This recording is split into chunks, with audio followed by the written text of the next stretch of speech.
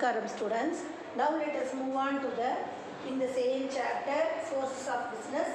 We can get into the topic of sources of business finance, the classification of sources of business finance. Business finance is classified into three types with reference to the time period, that is long term, medium term and short term. Long term business finance indicates that more than 5 years.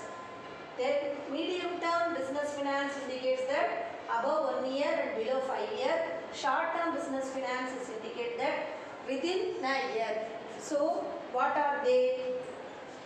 Short term, long term finance is more than 5 years. Medium term finance above 1 year but below 5 years, and short term is within 1 year. For carrying on a business operation, we need these different types of finance, isn't it? If we long-term finance means we are going to long-term finance can be mobilized by issue of shares and debentures. We can get the term loan from the banks and also other financial institutions, and also we can have the retained earnings. Already previous year whatever we have earned the profit, that profit we will retain without this year expenses.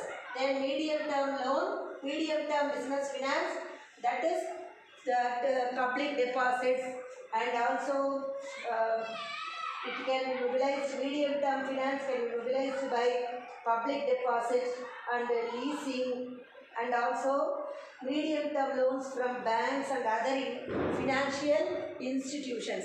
We can get the medium term loan from any other banks and other financial institutions.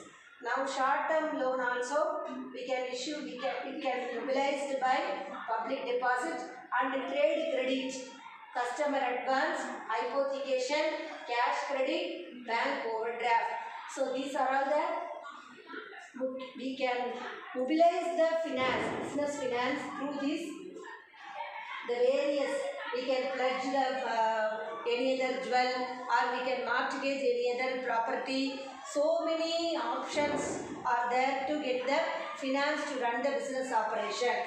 So the various sources of business finance can be classified into three categories: on the basis of period, on the basis of ownership, on the basis of source of generation basis.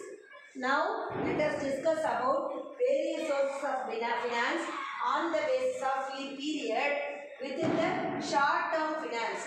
First let us discuss loans and advances. First what we are going to do, on the basis of period, the different sources of finance can be further grouped into three categories. Already we have discussed basis of period, that is short term finance, long term finance and medium term finance. Now let us discuss about short term finance. In short term finance can be mobilized through loan and advance, bank overdraft, discounting of bill, trade credit, pledge mortgage, hypothecation, and loans through the agency, securities and clean loan, commercial paper. We can mobilize the fund through commercial paper, hire purchase system and factoring. Now let us get into the detailed explanation about loans and advances. What is loans and advance? Loan means what? It is a direct advance made in lump sum, which is credited to a separate loan account in the name of borrower. In the name of borrower, we can create a loan account that we can get the loan. So the borrower can withdraw the entire amount in cash immediately. If we get the loan from any other financial institutions or bank, means in the name of the borrower, they can deposit all the loan amount in the borrower's account. So what we have to do, we can take all the amount, 5 lakhs loan means immediately we can get the 5 lakhs in cash immediately. So it can be repaid in one or more installment, but the interest on loans and advances is calculated on the whole of the amount borrowed right from the date of sanction. So that how they will calculate the interest right from the date of how they have sanctioned the loan, when they have sanctioned the loan, right from the date of the sanctioned loan up to that period. How long? Long term means 5 years or more than 5 years. Like that they will calculate the interest. So it may be secured or unsecured. So loans and advances are usually sanctioned by pledge of specific assets. We can pledge. The pledge means we can give our fixed deposit receipt to bank.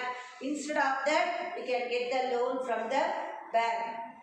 Document of title to the goods, we can pledge any other document. Our house document we can pledge in the bank, and instead of that we can get the loan, and then we can pledge the shares, debentures, everything, and we can get the loan. For that loan we have to pay the interest. The interest can be sanctioned when they have sanctioned the loan. From the date of sanctioned loan we are going to pay the interest for that. That may be secured or unsecured. Now let us move on to bank overdraft. All the business person, all the business entrepreneur, they will easily get the bank OD facility. Bank overdraft means to an arrangement whereby the bank allows the customer to withdraw the required amount from its current deposit account within a specified limit. So interest also, for this bank overdraft also they will charge the interest. That interest they will take the interest from our SB account. So interest is charged only on the amount actually overdrawn. For example, in your account, in your SB account, or you can take for all the business premises, which account we will open? All the business enterprises, they will open their current account, isn't it? So already we studied in the previous lesson. All the business premises, they will open their current account. In that current account, you are having only 50,000 rupees balance, isn't it? So you have given 1 lakh rupees to the other party. You need money. For where we will approach? We can approach the loan facility. Bank overdraft you can get for the amount of another 50,000. So bank will ready to give the amount for you. So you can draw more than your balances. That is called bank overdraft. For that 50,000 rupees alone, the bank will charge interest. How much amount you have overdrawn? For that actually overdrawn amount alone, the bank will charge the interest. That is called interest charged on overdraft. Are you clear? Bank will debit the interest from our account. That is one of the way to get the short-term finance. Then let us move on to the discounting of bill. We can discount the bill. Already bill of exchange in accounts also we have studied in the previous lesson. Banking lesson also we have studied everything. Isn't it? When the goods are sold on credit, what we will do? The supplier generally draw the bills of exchange upon the customer who are required to accept it. So the duration of the bill, such as bill of exchange, may be ranging from what are all the range we have seen, 15 days to 180 days, isn't it? In the accounts bill of exchange we have already clearly explained.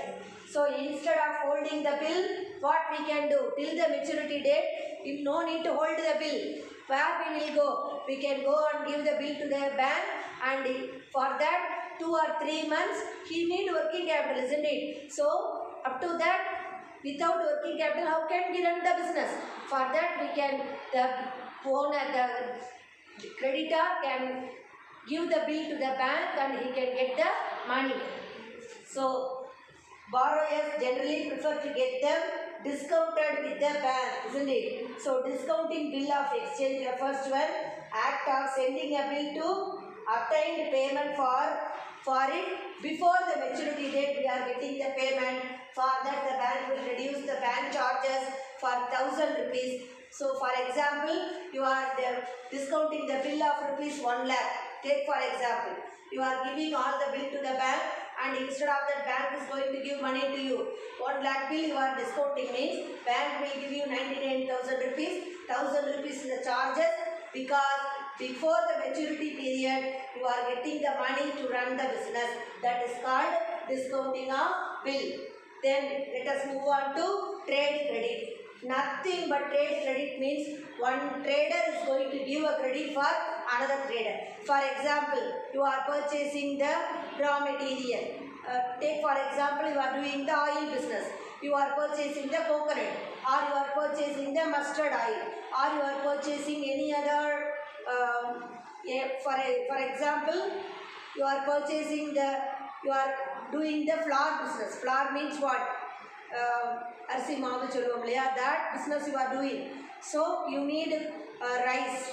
So for that you can go and approach the rice trader. I will give you after 3 or 2 months. I can purchase the rice for 100 kg. So for that they will give, there is a trade between, there is a loan between one trader to other trader is called trade credit. So trade credit is the credit extended by one trader to another trader for the purpose of purchasing the goods and services. So purchaser need not to pay the money immediately. After the purchase, the purchaser no need to pay the money. Instead of that, such credit appears in balance sheet as a trade creditors. Already we have seen, isn't it? Who are all we are purchasing in credit, as far as owner point of view, he is a creditor. Whereas the owner is selling the goods to others, so owner point of view, that is considered as a debtor. Then are accounts payable. So total trade credit is very simple and convenient method of, it is very simple, it is a very convenient method of raising the short-term loan, short-term finance. Loan we should not tell. At the moment we can get the finance to run the business, isn't it? So for time being.